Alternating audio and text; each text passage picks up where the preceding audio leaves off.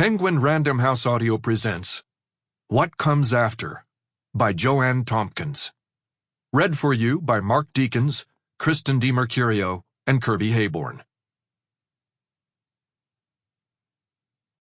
And though there were no children playing, no doves, no blue-shadowed roof tiles, I felt that the town was alive, and that if I heard only silence, it was because I was not yet accustomed to silence.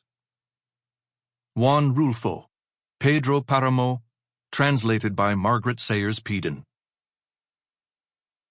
We are already one, but we imagine that we are not. Thomas Merton, The Asian Journal of Thomas Merton. Part 1. 1. First, the raw facts. A week into his senior year, my son failed to come home after football practice. When he hadn't appeared by morning, I called Daniel's mother, Catherine. She walked off her nursing shift, drove 6 hours from Spokane, and boarded a ferry to Port Furlong. By the time she was pulling up my drive, Gary Barton, the sheriff, was pulling out. I had contacted him when calls to friends and relations turned up nothing. Gary, a gruff, efficient man, had, in the span of a few hours, recruited and organized 24 people to start a search. In the days that followed, Catherine and I devoted ourselves to finding our son. Students and teachers and family friends, even strangers, joined us, scouring alleys and parks and the woods that surround our small town. 7 days in, we had yet to discover a clue. On the morning of the 8th day, Daniel's childhood friend, Jonah, was found dead. In a suicide note, he confessed to Daniel's murder.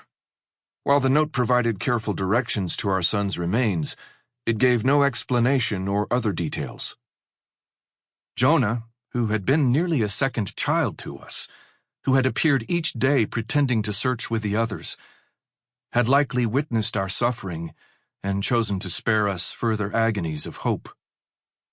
Daniel was found then, his body slashed to pieces, dragged from brambles and partially claimed by scavengers that populate our woods, likely crows and coyotes, according to the autopsy report. The weapon that executed the savagery was a 4.2-inch fixed-blade hunting knife, also used to gut a large buck whose tattered carcass lay nearby. These are the facts. They reveal only that the greatest mysteries lie hidden in what we believe we already know. 2.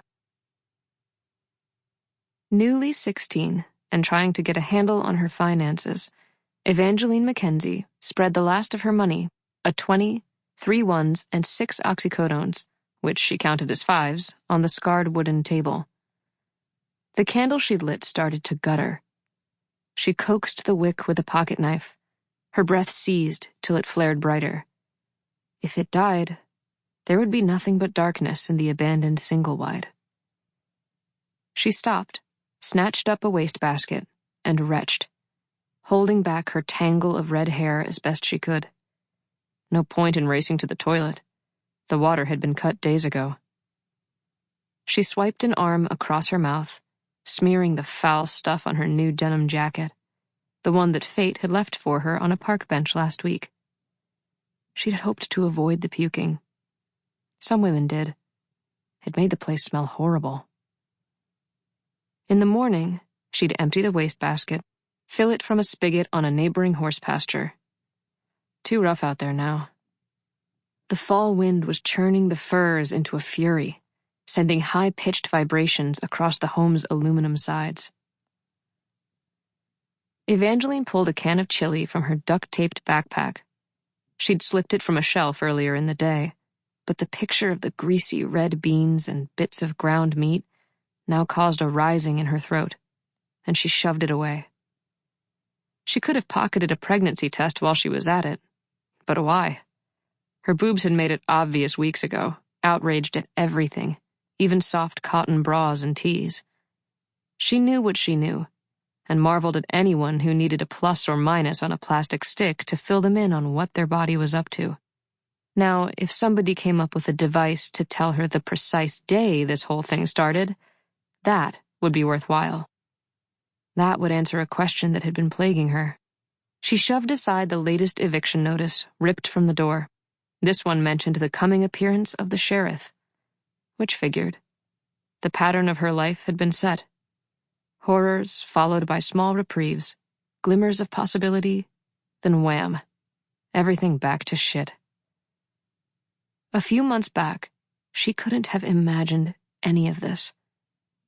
She had walked home from town on a warm July evening, the air clear and sweet, the sky glowing silver, thinking how her mom might let her enroll at the high school in the fall, despite the likely presence of the devil. But when she entered the clearing and their rented trailer came into view, it radiated a stillness that stopped her breath. She pushed the door. "Mom?" The cabinets hung open. Only a jar of peanut butter and a couple cans of tuna left. A scrawled note waited on the table. "I'm praying Jesus forgives you." She tore open an envelope next to the note. $200 and her grandmother's jeweled brooch fell out. Evangeline slid to the floor, whimpering. "Please, Mama, you don't mean it." But her mother did mean it. Her mother had promised this day. Many times she had promised. And now she had done it, washed her hands of her daughter, and slipped clean away. Evangeline cried for days, praying to Jesus, afraid to leave for even a second in case her mother returned. But, as usual, the prayers didn't work, produced neither parent nor food on the shelves. She guessed her mother was using again. Years of sobriety down the drain. "My stalker boyfriend," her mom had called heroin. "A real son of a bitch." As the weeks passed, Evangeline prayed less and less, until one day, she was done. She'd probably burned the Jesus bridge with the drinking and stealing and messing around with her mother's ex-boyfriend. Just as well. Jesus had never been that reliable. And the way she saw it, you could invite someone into your heart, but if they refused to come, you had to move on. You had to save yourself, however you could. It was early October now, winter lurking at the edges of gusting winds and the damp gray that hung over the town. She'd survived 3 months alone in this dismal place. The only relief had been the 2 boys who'd appeared in September, a brief island of company, both tender and ugly, in the middle of all that loneliness. But within days, the boys had disappeared. She'd only seen them again on the front page of the newspaper, their smiling faces staring out at her. Dead boys. It was wrong to think of Jonah and Daniel that way. Dead. Boys. Nameless. Generic. As if she'd had nothing to do with it. She pressed her hand to her belly. Would she wreck the baby too? Probably. But there was only her to save the poor thing. "Bad break for you, baby," she whispered. "But you get what you get." She picked up the eviction notice. A week till she'd be forcibly removed. She wadded it, tossed it in a corner, and dumped everything from her backpack onto the table.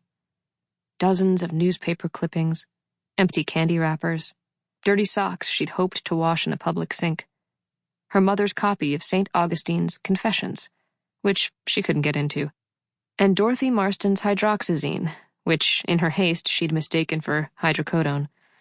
She forgave herself the error. Lingering was ill-advised when trespassing in a stranger's home. She rifled through the clippings. Though weeks old, their headlines still detonated like landmines in her chest.